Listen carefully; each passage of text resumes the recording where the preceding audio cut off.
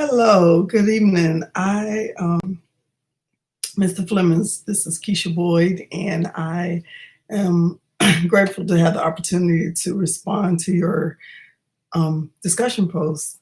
I really enjoyed reading what you had to say.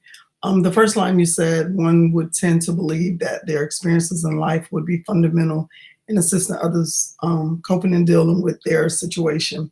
And yes, more than likely that's what most people would think, but it's really what you do with those life experiences, because you can have experiences all day, but how well do you cope with those experiences, or how well do you move through them and past them, especially if it's something difficult.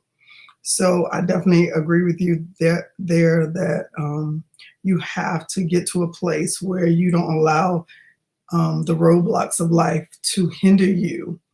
And if you're not able to cope with your own issues, you will never be able to help someone else cope with theirs. So it is very imperative that we take time to work on our own issues, our own anxiety, our own biases, and deal with that. And that's what we're learning a lot in throughout these classes that we're taking.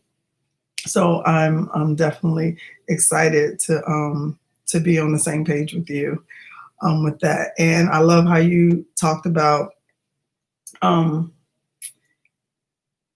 God-given peace of mind, because a lot of times we may feel like we have peace about something, but it could be superficial if we really have not gone through each level there is to get to the completeness of an issue. So when God gives you his peace, it's a wrap. Because God's peace is everything. Because a lot of times when you go through something, it's hard, especially when you're in the middle of it, to find your peace and find that grounding. But when you allow God to come in and bring in his peace, it surpasses all understanding. So there's that. You also talked about not allowing personal emotions, history, and cultural awareness to affect your counseling mode to help clients. So definitely, you again, just learning and knowing how to go through things and not throw it under the rug, or just to not sugarcoat it at all, to allow the process to take place. Because I have a cousin who, my brother not recently, it's coming up on a year.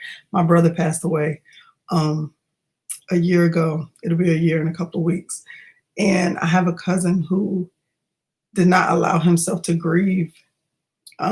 He did not allow himself to go through the process of grieving, and they were really close. And so because I allowed myself to grieve, I was really a hot mess. I allowed myself to go through the process of grieving, and I'm still grieving, but I'm a lot better than I was a year ago.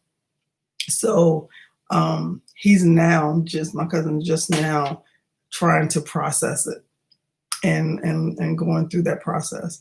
But for me, I know that I have to do this in order for me to be able to help anybody. And even when it comes to